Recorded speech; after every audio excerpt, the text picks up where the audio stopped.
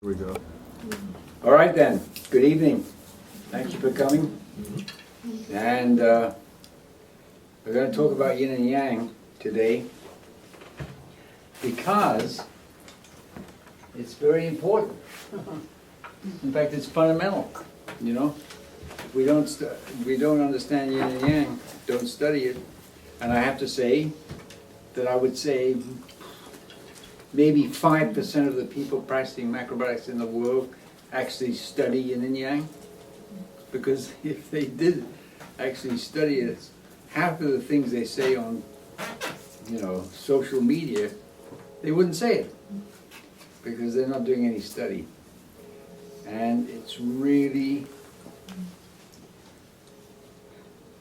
yin and yang is why the macrobiotic way of eating is the way it is. That's how it came out. But you see, the interesting thing in terms of the history of macrobiotics is that George Asawa, 19-year-old boy, was diagnosed with terminal tuberculosis and given up as a hopeless case. And he was wandering in the streets of Tokyo, I believe, and he wandered into a bookstore. And he came across this booklet put together by a doctor called Ishigen Sagen. And the booklet was the result of Ishigen Sagen's researches into the physiological researches that were being done worldwide at that time. And what he had noticed was that the human blood has a sodium-potassium ratio, intracellular, extracellular, blah, blah, blah. All the details I'm not going to go into. But it was approximately 1 sodium to 7 potassium. So he had the bright idea, why don't I find out what foods are available to humanity that have the same approximately, that's 1 to 10, it varies, 1 to 5, 1 to 10. And he said, why don't I find out what foods are available to the human being that have a similar ratio of sodium to potassium? And he came up with grains and vegetables. So he put together this little booklet that he would give to every patient, maybe 10, 15 pages, if that he would give to every patient. And he was known in Tokyo as the Dr. No Doctor. He was well known in that area. So Asawa picked this book up and read it and said, okay, I'll do it. And his terminal tuberculosis healed. Now, and that may have been that. However, George Asawa, he had a bright idea. A light bulb went off in his soul. And he realized that sodium is a representative of more yang, and potassium is a representative of more yin. So that opened up the whole yin-yang tradition, which had come out of China. See, yin-yang started in China way back. In the midst of history. It was the legendary story is that there's this emperor, Fu He, was the one that conceptualized yin and yang by studying natural phenomena. And the I Ching, which is one of the 5 sacred books of ancient Chinese civilization, is the philosophy of yin and yang, essentially. So yin and yang has been around since at least, at the very minimum, 18,000 BC. And it endures because it describes reality as far as that goes. So, what Asawa did was then just apply it to more areas of life, and he came up with what he calls the 7 principles. This is the unifying principle of yin and yang. And I'm just going to read it. In the days when I I was starting macrobiotics in '75. Pretty much every macrobiotic periodical had this printed in the back of it. The unifying principle of yin and yang. You just don't see it today. You just don't see it. It's sort of almost being forgotten. And before I get into this, in addition to studying yin and yang for the sake of our macrobiotic practice, which will inevitably end in disaster if we do not study yin and yang. It's inevitable. It'll end in disaster in one of two ways. Either we will get sick and become ill with degenerative illnesses if we don't study it, or we will give macrobiotics altogether. Because we can do very well eating macrobiotically without studying yin and yang for about maybe 3, maybe at the most 5 years. Usually it's around 3. You know, and you experience physical and emotional and mental and spiritual improvement. But around 3 years, this seems to be the cutoff point from my observations, because I've talked to a lot of people, you know, over the years of doing counseling and teaching. I've talked to thousands of people, and all the time it would come up, oh yeah, I did macrobiotics in the 60s or the 70s or whatever, but I gave up after about 3 years. So, and I calculated from the observations that I was making that probably 80% of the people who start macrobiotics quit. The reason is, after 3 years, the reason is that we have to change our way of eating as we develop.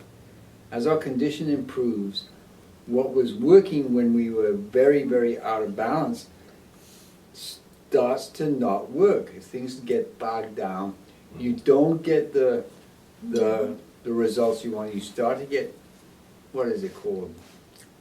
Bored. You know, it gets boring.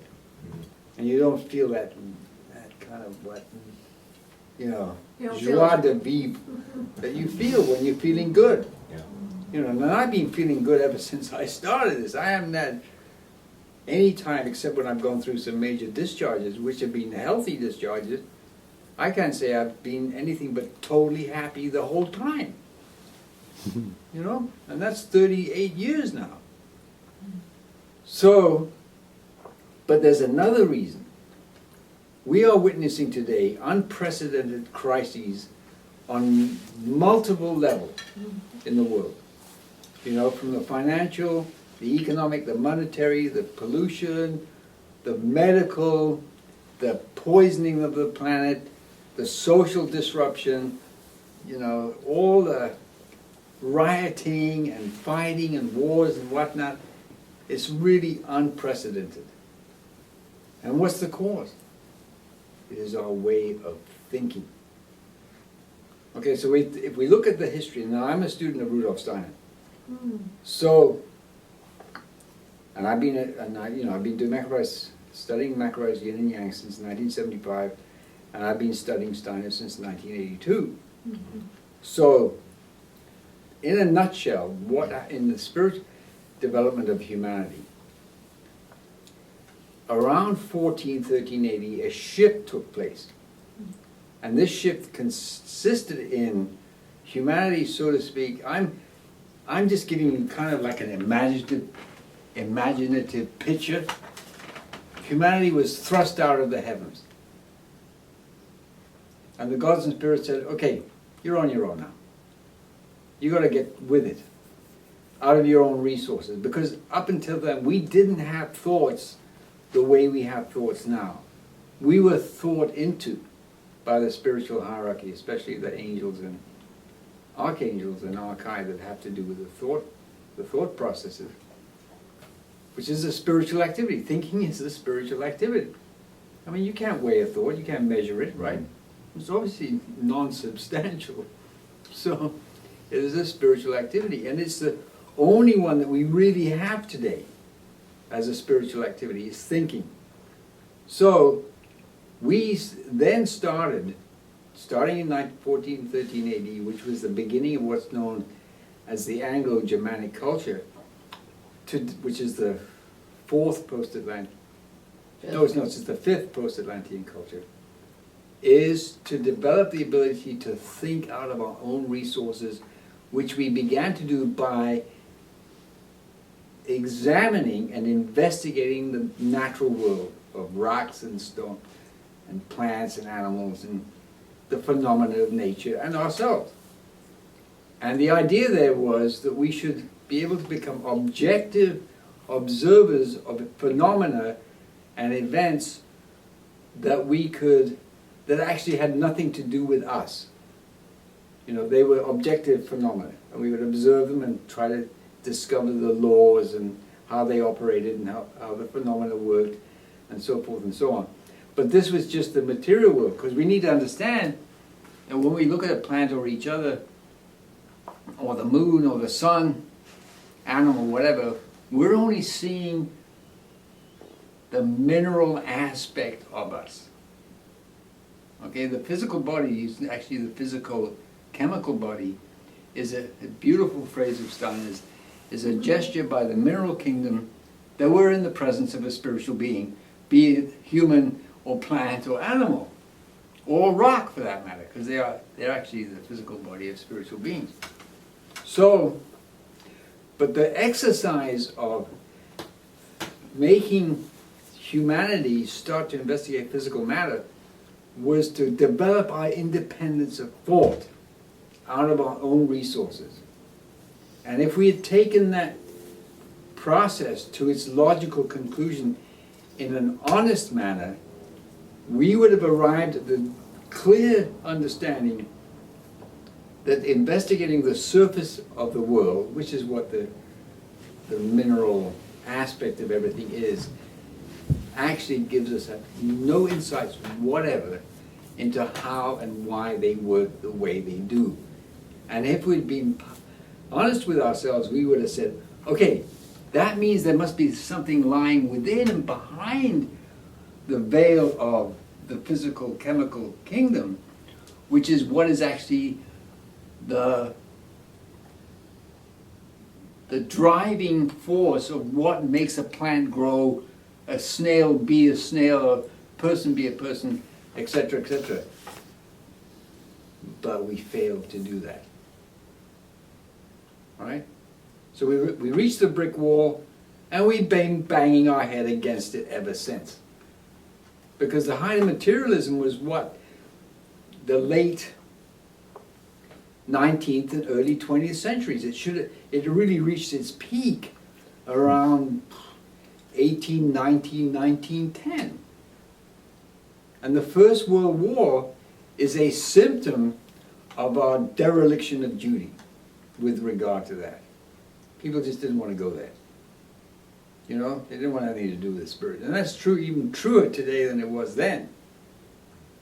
So, the purpose of studying yin and yang is to be a bridge whereby we start to think spiritually, because yin and yang is spiritual.